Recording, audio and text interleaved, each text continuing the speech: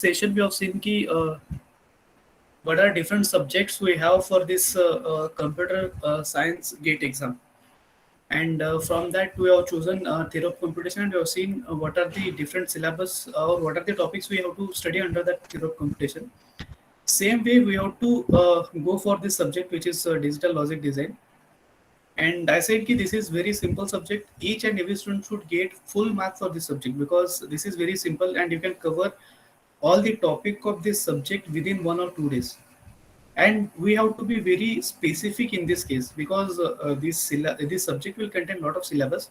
But from that, there are only few topics which are asked in GATE repeatedly, and we are going to focus more on those topics only.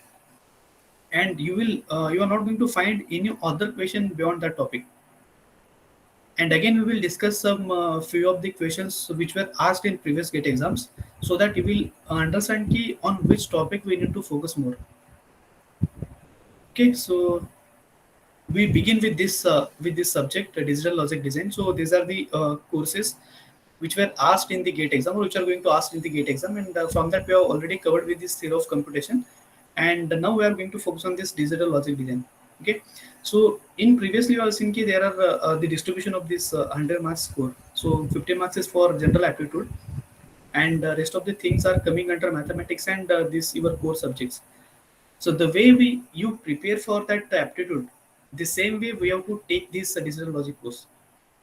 As I said, if you want to score the good marks in GATE, then you have to more focus on those aptitudes, because these are the pocket marks, and that you don't want to lose those marks. The same way, this is the subject, and I rather say this is not our core subject basically, because it is coming from the electronics stream, and this is somewhat very simple subject. And again, this course is asked for 3 to 6 marks in each and every GATE paper. This subject will have weightage of 3 to 6 marks. Minimum 3 marks question will be there, and maximum it will go till 6 marks. If this subject is asked for more marks, then there are higher chances to crack the GATE exam. So you have to be very smart by choosing by when you choose those subject while studying this GATE. Okay, you need to choose those subject in which you will get the full marks, because if you are investing your time for studying those subject, means what, you have to be very precise about those topics which you are studying under that course. And you have to be sure कि if any of the question comes on this topic, I should be able to attempt that question. So that much confidence you should build when you prepare any of the topic. And likewise, you have to choose the specific subjects, and from that you have to check on which topic they were asked those questions multiple times, and there is high chances of asking the same question on the same topic. So for that, we need to study the previous 5 to 10 years question paper, and according to that, you will get the good idea on which topic I need to spend more time. Okay, according to the GATE 2022, so this is the syllabus they have given for this subject. And by looking at these topics, you can say that this course is very simple and topics are very less. But inside that, we have very lot of subtopics, and we have to focus on those topics one by one. So as you studied this course in your second year curriculum, at that time you might have gone through this course is having very vast topics, or many topics are there, and we were not able to cover all those topics in 3 or 4 months of duration. So likewise, and I said at the initial itself you can cover all the topics which were asked in GATE in either 1 or 2 days, along with the previous questions of GATE. So it is good whenever you start preparing for GATE exam, and you took any of the subject at that time. It is very good if you take the previous exam question papers, so that you will get an idea in what depth I need to go for the topic. So everything is get cleared if you follow this pattern, and if you start preparing for the exam. Okay, so if you see this syllabus of this course or this subject, we have this Boolean algebra, minimization, number representation, and computer arithmetic. Then combinational sequential circuit. So these are very broad terms. So but inside that we are having a lot of different topics which we need to cover. But at looking at this subject, if you see, everything look like very simple.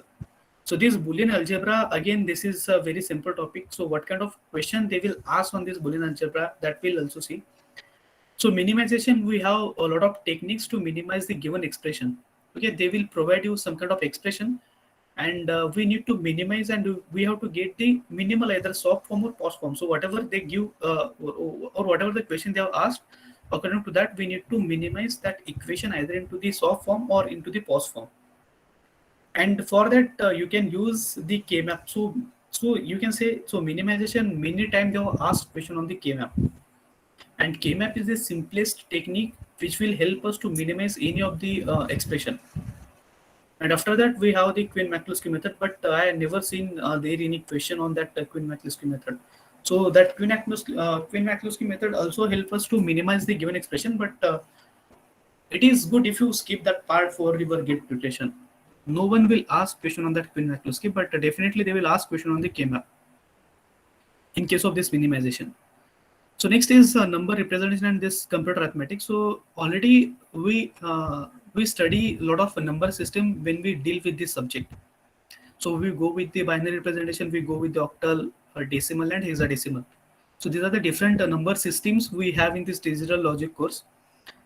And number representation means what? There are multiple ways to represent the binary number. So this is unsigned number and a signed number representation. So generally we follow the signed number representation. So in that signed number representation, we have multiple ways to represent those binary numbers.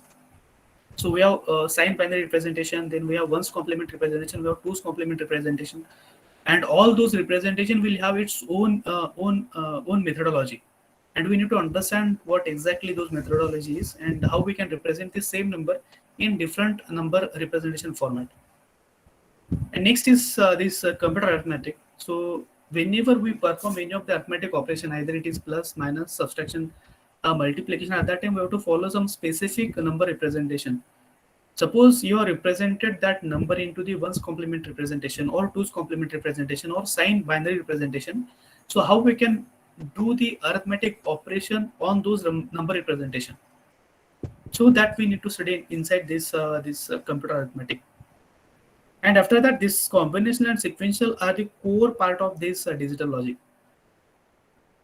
So the distribution of the syllabus in this way only. So there might be questions coming from this Boolean algebra, minimization, and this number representation and this computer arithmetic. So this is one part. I say ki this is the one part, and this is the second part.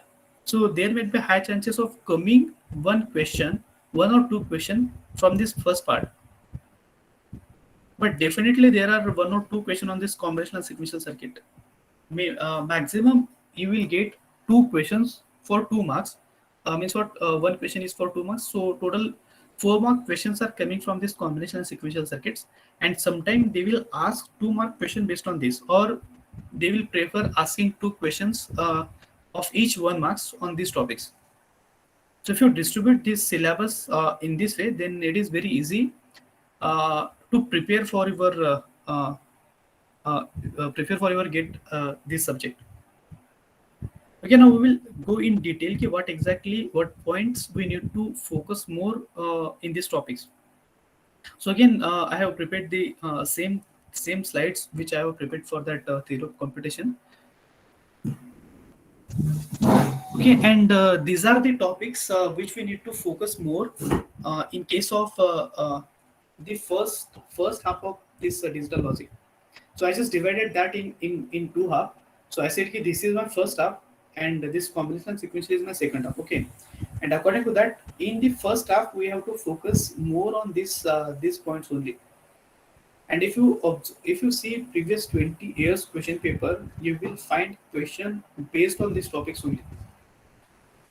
इसके बाहर का आपको कुछ नहीं आएगा. So if you prepare all those topics very properly, then this is sufficient for this topic. So this Boolean algebra is very simple. So here we just need to remember the laws, whatever the Boolean laws we have. Again, this will help us for minimization only. Sometimes what they do, they will give us the Boolean expression, and they are interested in what will be the minimal expression for that expression, and they will say ki apply Boolean algebra for this expression. So here in this case, we should remember all the Boolean laws. There might be 20 to 22 Boolean laws we have in our syllabus. You should remember everything. Okay, so the questions basically coming from this coming for this category is what they will provide you the expression, and we need to minimize that expression using those laws. And same case for this minimization. And when I'm talking about the minimization, they will specifically focusing on K-map. And this K-map we have to use throughout this whole syllabus. Okay, so we have to focus more on this K-map. Sometimes they will give the mean term, max term, and they will say ki what will be the minimal expression for this. They will ask either soft form, or they are interested in the cost form, or sometimes they will just give you the mean term and don't care expression, and they will say ki what all are the prime implicants available in this. So all those things we should clear about. So how we can represent those expression in K-map, or how we can represent that function in K-map, how we represent that don't care, how we are going to go for the grouping. So based on that grouping, you are getting the prime implicants. So from that again, you have to go for what are the essential prime implicants, and everything are depend on this K-map only. So we have to spend a lot of time to understand what exactly this K-map, what kind of questions they were asking on this topic. Okay, so this is very essential topic, and we have to use this for throughout this course. Now next is this number system and conversion. So already I said ki we have seen a lot of number representation in the first topic. So binary, octal, hexadecimal, decimal. So here, what kind of they never ask the straightforward questions on this topic. Okay, what they do, they will just they will take an arbitrary number representation like this binary, octal, or decimal, hexadecimal. They will take any arbitrary number representation, and they will ask if I convert that. Suppose I'm taking, so each and every number system will have its own base. So in case of this binary, the base of that number system is 2. In case of octal, the base of that number system is 8. In case of decimal, base is 10, and in case of hexadecimal, the base is 16. Likewise, they will come up with the new number system whose base is 5, and they will just represent any number by using that number system, and they will say कि if I convert this number system into the hexadecimal, then what is its equivalent. So we should be very we have prepared this topic in such a way that if you took any arbitrary number system, we should be able to convert that number system to this form. So that is the ultimate aim we need to understand from this, because they never give the octal number system, and they will never see ki what will be the hexadecimal for this octal, and this such simple question will not come up for this topic. So they will take an arbitrary number system, and they just try to convert, and they will just ask you what will be the equivalent for this. And already we have spent a lot of time while converting this number system one form to other form, right? So we should know if I get the arbitrary number system, then how we can convert that number system to either into decimal, either into hexadecimal, or binary, or octal, anything. So that kind of implementation, or that kind of knowledge we should get from this topic. But here in these two topic, we are getting the direct questions. So if you have all the knowledge of this K-map, if you have all the knowledge of this Boolean algebra, then you can easily answer that question.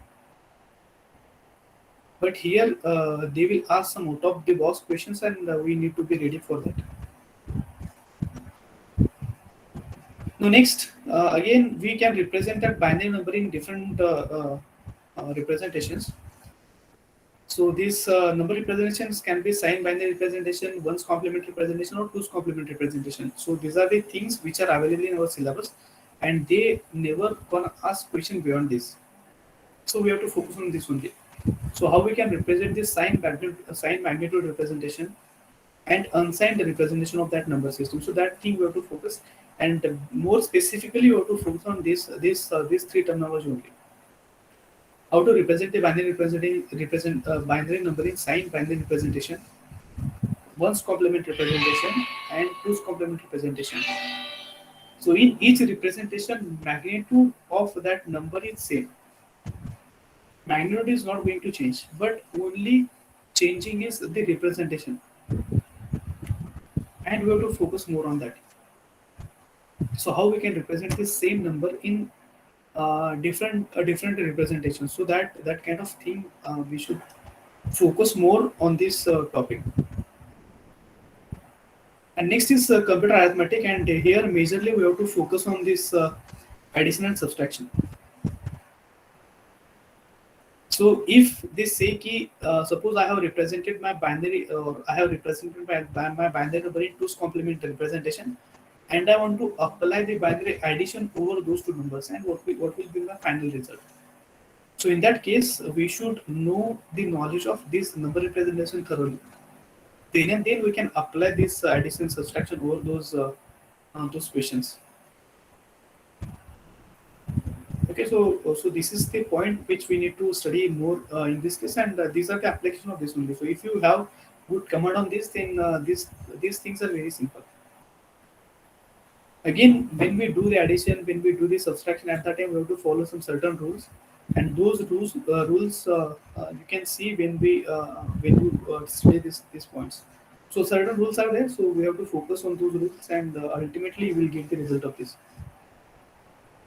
So basically, we have to focus these much topics on this first half of this digital logic, and that is sufficient. You don't need to uh, go beyond this. Okay. So based on that, I have just try to cover few of the previous gate questions which were asked in very recently. Okay. So whatever the topic we have seen in the first half, based on that topic, I have just took one of the questions which were asked in previous gates. So if you see, this is the question they were asked on this number system. So what they are asking, in 16-bit 2's complement representation, the decimal number minus 28 is represented.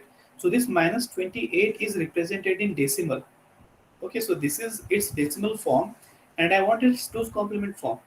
So again, if you this question is asked on this topic, number representation. So they have given that minus 28 in decimal format, and we want its 2's complement form. So that thing we need to focus. So this is very straightforward question. Okay, you can see you can get easily 1 mark for this question. And such a question, this kind of question they will ask on asking on this number system and all. And this is very straightforward, and you easily get 1 mark for this.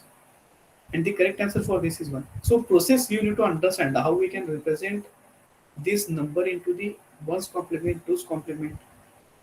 Those things you need to understand. So this question, if you see this question, consider, so they have given this expression z is equal to x minus y, where x and y and z are all sign magnitude form. Okay, x and y are each represented in n bits. So to represent this x and y, we require n bit representation. So this is the general way they ask this question. To avoid the overflow, the representation of z would require the minimum of. So there is a case of overflow when we do the addition or subtraction. At that time, there is a possibility of having the overflow, and I don't want that overflow. I want to avoid that overflow. Then what will be the bit representation for this z? And simply you require n plus 1 bit representation, because whenever suppose I have used the 8-bit representation for this x and y, when overflow will come, if my both the bits, whatever the MSB bit I have, if my both the MSB bit is 1, at that time there is a possibility of overflow. And to avoid that, I need this set has to be 9-bit representation. So simply you can say this answer for this is n plus 1. So these straightforward questions are coming in for these topics. But you have to study this in very deep. Okay, so it is not like that ki by looking at that topic only you will get those marks. So you have to study in deep also. And these are the questions they were asked on this KMAP. So what they will say, so just observe this. So this is the function, and it is having four variables p, q, r, s. or four inputs, rather you can say PQRS, and these are the mean terms. So this summation indicates the mean term. The mean term 2, 7, 8, and 13 are the don't care. So from the 2, 7, 8, and 13 are the don't care terms, the minimal sum of product form for this f. So they are asking the minimal sum of product form.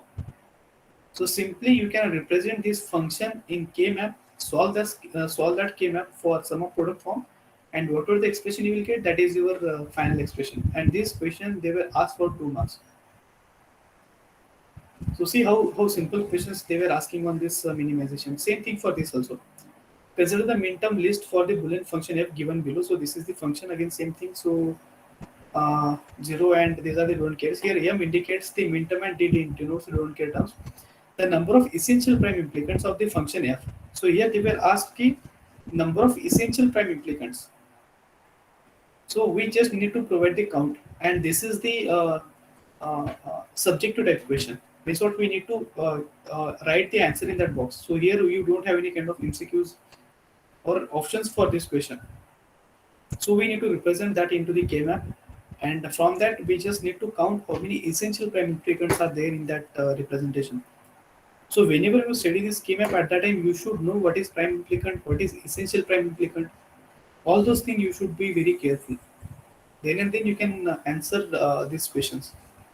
And first of all, we need to focus on how we can use the grouping to group those mean terms. If you do the mistake in grouping, then automatically you are not going to get the correct result for these questions. So these essential prime implicants are part of your grouping only. If you do those grouping very clearly, properly, then and then you will able to get the correct answer for these questions. Again, this question look like very simple, but if you do any simple mistake, then your marks are gone. And for this Boolean algebra, so I said ki we just need to read, or we need to just remember all the Boolean laws which we have. And again, we are getting very straightforward question on these Boolean laws also. So they will just tell us this kind of expression, and we need to verify whether LHS is equal to RHS or not, or which of the following is not a valid identity. So they are just asking which is not a valid identity. So valid identity means what? So whatever the result you are getting at the left hand side, the same result you should get at the right hand side. And this is the only one thing which is invalid. And those things we need to, or these kind of questions we need to pick. This kind of answers we need to pick quickly. Okay, so for that we just need to remember all the Boolean laws, whatever we have, and based on that we will get these solutions. So these are just sample questions. Okay. Likewise, if you go all the questions topic wise, then you can realize ki in which topic I need to focus more, and based on that you need to prepare in that topic. So this is all about your first half of your syllabus. So in first half, all everything are numerical only. Okay, the laws, minimization, then representation, then arithmetic operation and all. And again, that topic comes under that mathematics only. So some mathematical terms are there, and you should get full marks according to me for those for that topic. Now next is now here onwards actual start of your digital system, building of your digital system. Small circuits we are going to build from conventional circuit onwards. Okay, so what is the basic difference between this conventional circuit and sequential circuit? So that thing we just need to understand. So when I talk about this conventional circuit, we don't have any memory limit. Means what? Whatever the input you are applying for that circuit, based on that you are getting your output. There is no any term memory, or you don't have any terms of clock, and nothing is there in case of this conventional circuit. So whatever present at the input, based on that it will just do some kind of calculation and it will provide the output. And if you change the input, output is also going to change, and there is no impact of that output back to your input. So this kind of circuit is called as a conventional circuit. So likewise, we have a lot of computer circuits are available in our syllabus. So first one is code converter. So code converter means what? Suppose I have one kind of representation and I want to convert its equivalent other number representation. Suppose I have binary numbers and I have the gray number representation, okay, or gray number system. So if I apply some binary input to my circuit, I should get the gray output for that binary equivalent. So this kind of question will be there, and this is called as a code converter. So already you might have studied this binary to XS3 conversion, XS3 to binary, BCD to XS3, XS3 to BCD, binary to gray, gray to binary. So this kind of code conversion question. So they will ask, or they will ask question very rarely on this code conversion. But you should study what exactly this code converter and how we can apply those techniques to convert from one form to other form. If you understand the technique, that is also sufficient, because there is not any straightforward questions are coming. Rather, they will ask any real time scenario questions, and for that we just need to apply your technique. So you just need to be very careful about the technique. What technique we are going to use to convert one form of number representation, one form of code to other form. Now next, so here we need to understand what is half adder, what is full adder, what is half subtractor, what is full subtractor, what is n bit full adder, what is carry loop ahead adder. So everything you need to remember, because based on that they will ask the question. Sometimes they will ask question on this n bit full adder on propagation delay. Again they will ask question on this carry loop ahead adder on propagation delay also.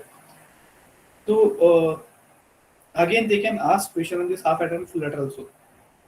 Either they might be asking the equation, what will be the equation for this full adder, what will be the equation of this half adder. If I want to implement that full adder or half adder without using XOR gate, then how many AND gate, how many OR gate I require to implement that. So many questions are there.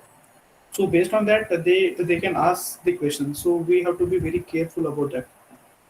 Again, I'll recommend you to be focused on the concept of these topics. Okay, what exactly that half adder is, what exactly that full adder is, how we can build that half adder, what is the propagation delay in the half adder, what is propagation delay in the full adder. If I'm not using that XOR gate, and they say we implement that half adder using only universal gate, which is a NAND and NOR, then how many NAND I required, how many NOR I required. Many times they ask question on this only, number of gates required to implement that circuit. Sometimes they will go with the NAND, sometimes they will go with the NOR, or sometimes they will ask only AND or and not only. So this kind of variations will be there. Same thing for this n bit full adder. So here they will ask key. Suppose I want to do the addition of 16-bit number, two 16-bit number. Then how many full adder and how many half adder are required to do the addition of that? So here they are interested in how many full adder and how many half adder are required. Again, to implement the one bit full adder, how many half adders are required?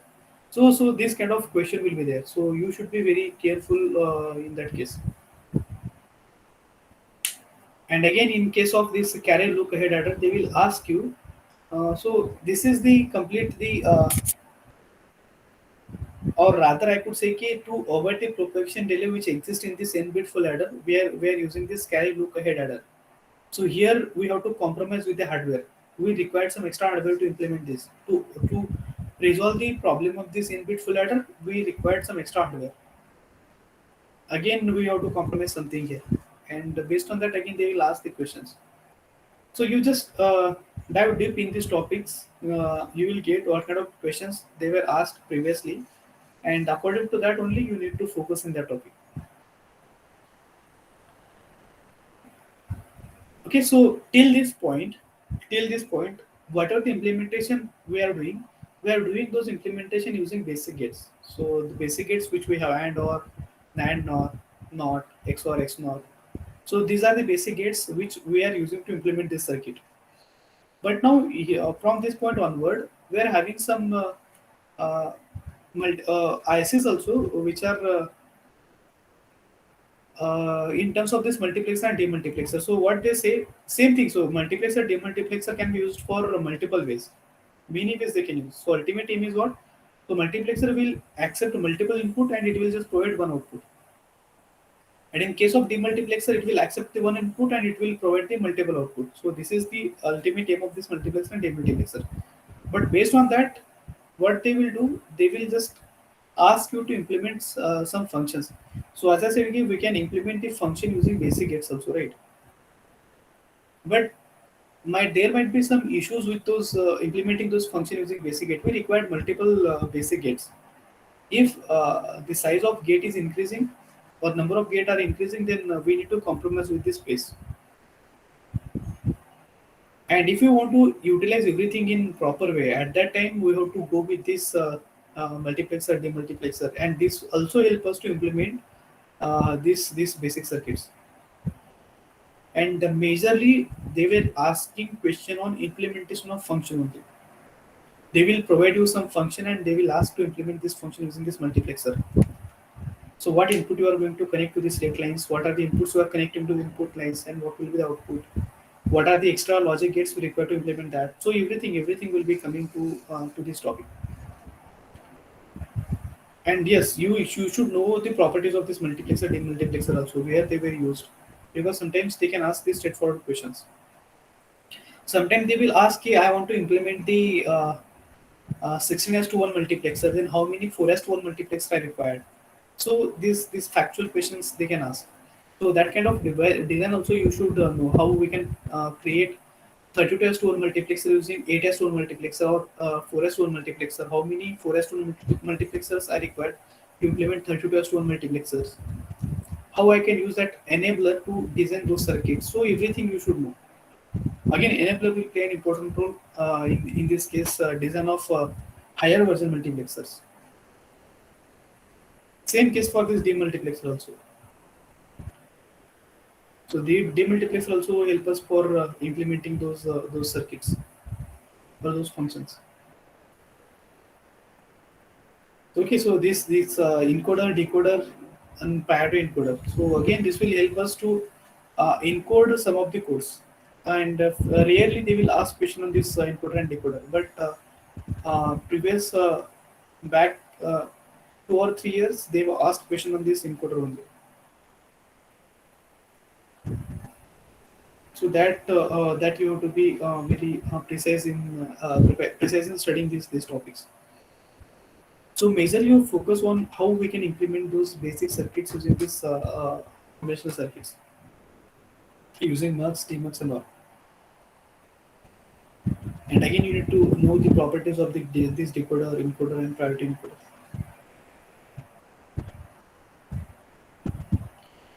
So this is all about conventional circuit. You won't find any questions beyond these topics.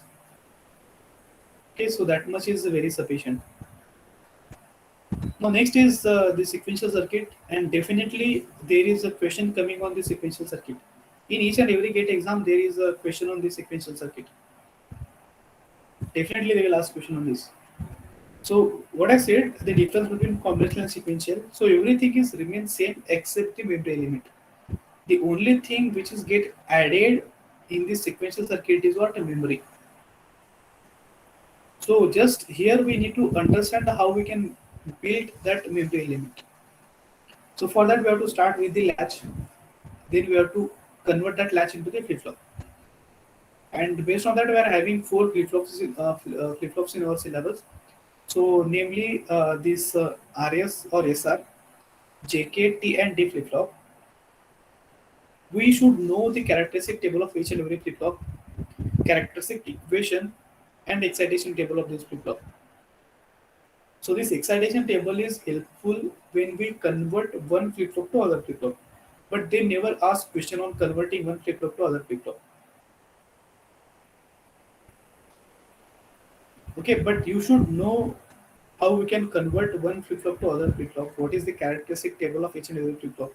What is the characteristic equation of these flip flops? And based on that, we are having many applications. So this is the so to build the flip flop or to check how we can design that flip flop. It will itself take a lot of time. And once you come up with this memory element, you just add that memory element along with that combinational circuit, and that circuit is now treated as a sequential circuit. Okay, and whatever the content or whatever the syllabus you could see in that sequential circuit, all those syllabus is nothing but the application of your flip flop. Once you design this flip flop, the rest of the things are nothing but the application of this flip flop, and many questions are coming based on those applications only. So here we can convert the counter, or we can design the counter. That counter might be up counter, down counter. That counter can be synchronous counter, asynchronous counter. So again, for asynchronous counter, we are having some drawbacks. So drawback in the terms of propagation delay. So to avoid that drawback, we have to convert that asynchronous counter to the synchronous counter. So in case of synchronous counter, we need to connect clock to each and every flip flop. But in case of asynchronous counter, we connect clock to the first flip flop, and output of first flip flop we need to connect to the clock input of second flip flop, and so on. So that is the structure of that asynchronous counter. But in case of synchronous, we are connecting clock to each and every flip flop. So if that clock is connected to each and every flip flop, then we need to design some circuit, or we have to use some external gates to implement that up and down count. Again, this flip flop can be used for the frequency division. So based on that, again you are getting some questions. Or this will also help us to reduce the clock speed. A synchronous counter can also be used to reduce the clock speed. So based on that, there might be some questions coming. So everything, so whatever you see, so this up down count is the application of your flip flop. This ring counter is also the application of your flip flop. This Johnson counter is also the application of your flip flop. This resistor, shift resistor, all are the application of your flip flop. So to generate this resistor, we have to use this D flip flop. So if I want to generate the 4-bit resistor, then I need to use the 4-bit 4D flip flop. And again, how we can connect all those 4 flip flop, from where I am applying the input, where I am going to read those data, everything has to be studied very carefully. So what kind of circuit I am going to build? Whether that circuit is synchronous circuit or asynchronous circuit.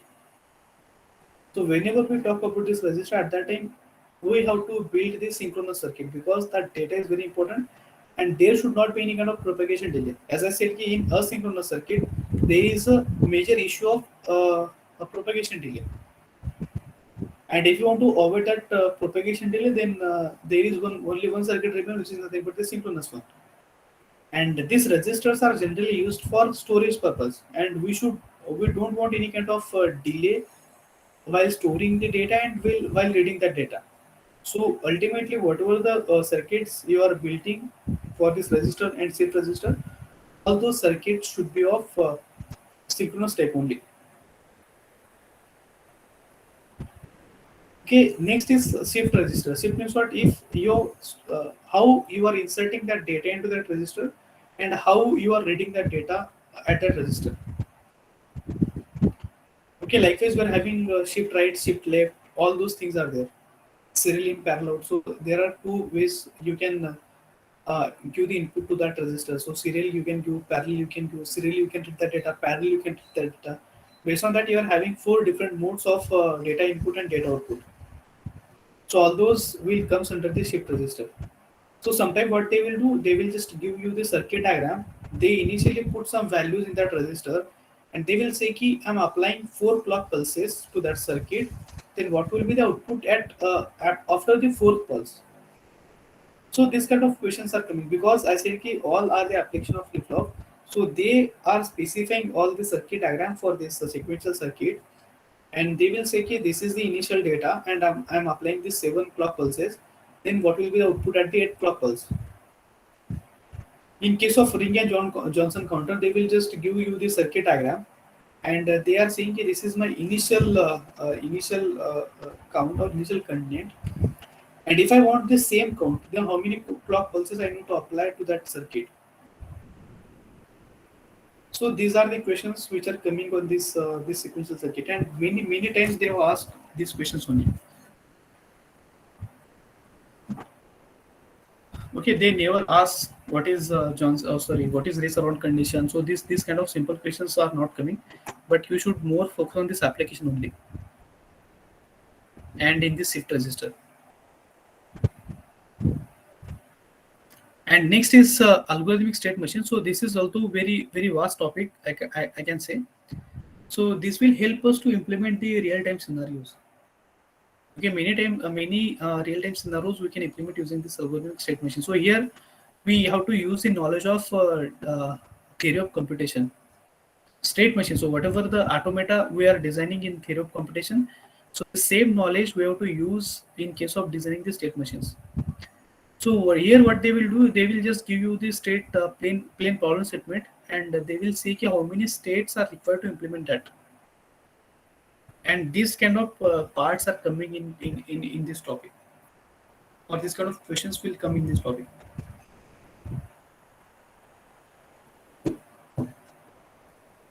Again, you have to go more deep in this state machines. Again, there is a sequence generator, sequence detector. All those parts are coming in this topic only. So in case of sequence generator, what they will do, they will just give you the sequence, and they will say ki what will be the next sequence for the sequence. So they are giving the random sequence 1, 5, 3, 2, and they will ask you to what will be the next sequence. So these kind of questions are coming in case of these state machines. But majorly, I could say ki you have to focus on this application and this flip-flop only. So till this point, you have to focus more. And definitely there is one or two question of 2 marks from this topic.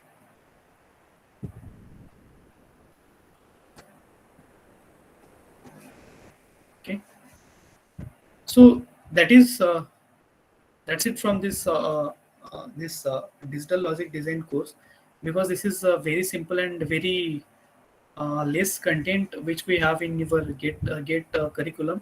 So and it will take very less time to prepare also, because already you could say ki this is the logical one. We don't have any kind of mathematical kind of thing which take lot of time to implement and all. But definitely you can score for this subject very easily.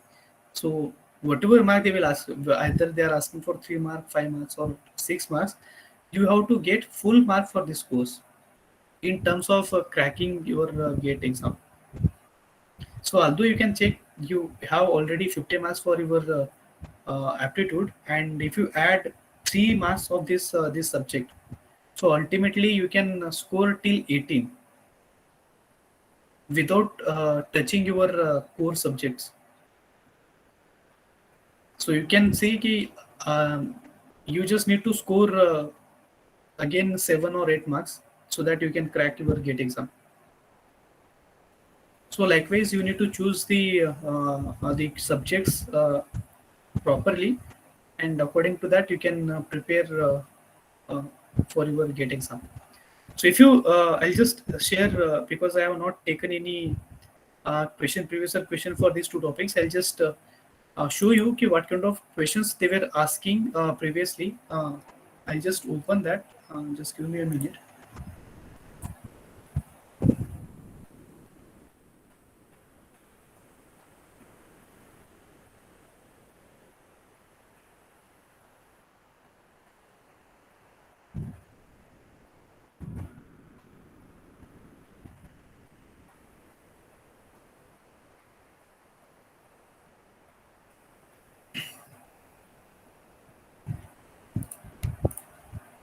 Hello. Yes, ma'am. Just I'm sharing the screen. Just a minute. Okay. Okay.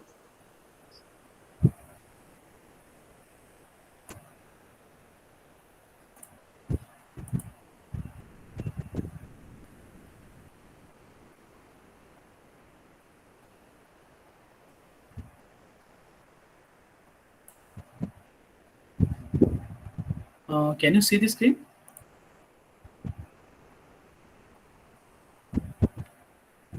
Yes, Screen sir. visible? Yeah. Okay. So here you can check. This is the online website which I have just loaded here. So these are the only topics which we have in this digital logic design course. So here you will get all the questions which were asked in previous question papers. So if I go here in conventional circuit, so you can see ki what kind of questions they were asking for this conventional circuit. So here they are all whenever they were asked. So here you can check they were asked in 2020 question paper. So what question they were asked? So here again you can check in case of 2022. So there are two questions they were asked in this 2020, and previously they were asked this question in 2013. So you can see ki for 1 mark question they were not asking continuously, but for 2 mark questions they are asking this continuously. So you just need to check ki what kind of questions they were asking for this. So here you can check they will give this kind of this structure for this. So consider two cascaded 2:1 multiplexer as shown in the figure. The minimum sum of product form at the output x. So this is my output x, and what will be the minimum sum of product form I'll get at this conventional circuit. So we should know ki this is my select line.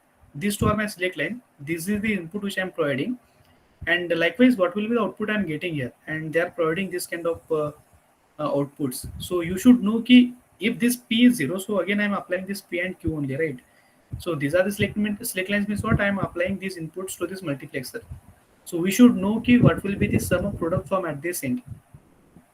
And if you know how this multiplexer is working of this multiplexer and all, then you can easily understand or easily give solution for this. And this very straightforward questions are coming. So you don't need to be panic more, and you can easily answer these kind of questions. And same case of the sequential circuit. So if I go for the sequential circuit, so this is the question which they were asked. So they will give this kind of circuit, and they will ask the question. So we need to read that problem statement very carefully. So here everything is nothing but your flip flop only. Okay, and that flip flop, so whatever the output, if I apply the clock pulses, then what will be the output? So such kind of question. So you don't need to remember many things also here. So again, you can check ki this is the circuit which they have given, and they're asking ki what will be the correct state sequence of this circuit. So these are the things which we need to be very careful. So we just need to apply the clock pulses here, and we just need to note down the output, what kind of output I'm getting. So again, you can see this is the circuit, and again same thing you are saying ki this is the they have said ki there are some propagation delay, then what will be the waveform and all. So we just need to choose the correct waveform for this. So these kind of questions are coming. So application of flip flop is very important, and we need to focus more for that. So everywhere you can see ki the same questions they were asking repeatedly. So everywhere you can see the same thing. So most probably we have to focus on the application of flip flop, and ultimately you will get the full marks in this sequential circuit, or rather in conventional also, and in this K-map and also. If you see the questions of this K-map, then you can easily understand what kind of questions. So they likewise they will give this kind of K-map, and they will ask what will be the product of some form. They are asking this product of some form for this. So here we need to just do the grouping very properly, and you just need to choose the appropriate answer for that. Again, you can say they are giving this K-map here directly, and again they have asked the which function does not implement the Karnaugh map. So here we need to choose the function. So which function is not implementing this Karnaugh map? So either they will ask simplification, or they will just ask in some reverse order also. So everywhere they will ask question on this K-map only. So same thing. So many. So you just go through this also. So in case of number system, you see this. तो यहाँ पे सारे क्या है कि decimal number representation है, इसका once complement उन्होंने पूछा है. सो लाइकवाइज इफ यू तो यहाँ पे देखोगे अभी उन्होंने एक क्वेश्चन दिया यहाँ पे कि this is square root 224 and this is 13 radix r, and they are saying what will be this radix. So this is the unknown number representation which we have. We don't know what will be the radix r is there, but we just need to know how we can convert this one form to other form. If we know this, then we can give correct answer for this. तो यहाँ पे देखो 0 has two representation in, so 0 has two representation in, one's complement representation and magnitude, ये यहाँ पे दोनों जगह पे है. So that you should know. So ये this is the straightforward. So here again they ask the 2's complement representation of this. So this is the decimal number which they have given, and they are asking what is the 2's complement representation for this in hexadecimal. So you need to remember that number representation, and accordingly you can give the correct answer. So again यहाँ पे उन्होंने क्या A and B दिया है कि the 8-bit 2's complement representation the product. तो यहाँ पे उन्होंने product पूछा है, product in 2's complement.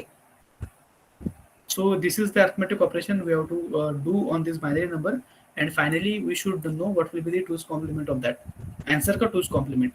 तो यहाँ पे देखो उन्होंने एक unknown number representation दिया है. Consider the equation 43x. So this is the radix of that, and y 38. So इसका base 8 है, and where x and y are the unknown, the number possible solutions are.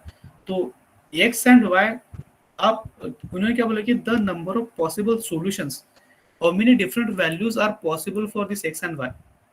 तो यहाँ पे एक possible है, दो पॉसिबल है, तीन पॉसिबल है, आपको सॉल्व करने के बाद पता चलेगा. So this is one radix and this is another one, and both are the equivalent. So उन्होंने पूछा है कि ऐसे कितने कॉम्बिनेशन हो सकते हैं इस सॉल्यूशन के लिए, क्योंकि ये सारी चीजें हैं. ये आपको मतलब प्रीवियसली आपको थोड़ा मतलब इसके ऊपर रिसर्च मतलब रिवर्स इंजीनियरिंग करना पड़ेगा, and based on that you will get the command की what kind of questions they were asking. और ये सारे boolean laws के हैं. तो इन्होंने देखो यहाँ पे let f this is this the switching function which one of the following is valid. तो ये आपको simplify करना है by applying boolean laws, and after that you will get the minimized one, and you need to choose the appropriate answer for that. So for that you have to apply the boolean laws. तो यहाँ पे भी देखो उन्होंने ये ऐसा function कुछ तो दिया है, and they are asking कि and f canonical sum. तो ये f का एक्सप्रेशन क्या रहेगा, और what will be the min terms at this f in sum of product form. So min term चाहिए आपको यहाँ पे, इस f के min terms क्या क्या हो सकते हैं. उन्होंने f1 f2 and f3 दिया है, सॉरी उन्होंने f3 पूछा है, f1 f2 and f दिया है, f1 f2 and f दिया है, तो f3 क्या रहेगा, तो ये आपको यहाँ पे अप्लाई करना पड़ेगा. So likewise you just focus on these topics, just go through the previous year question paper, and you will get the correct idea ki in which depth I need to go for that topic specifically. And again I'm saying ki these are very simple topics, and you will get full mark for that, and try to get as much as possible for this subject. और यही सारे जो simple things है which will help us to improve your gate score or gate marks, and which will eventually help us to crack the gate. Yes, I'm done from my end. So whatever the presentation I have prepared, so I have already completed with that. And if you have any doubt, any questions, you can ask.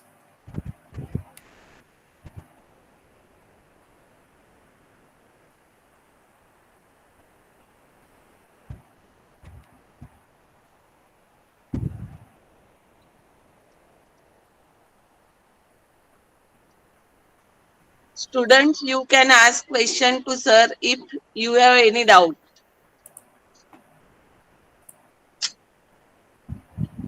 Sir, I think no doubt. Okay, ma'am, no issues. Okay, thank you very much, sir. Yes, thank you. Ma'am. Okay, thank you, sir. Yes, I'll leave the meeting. Okay. Yes. Student, you can leave now.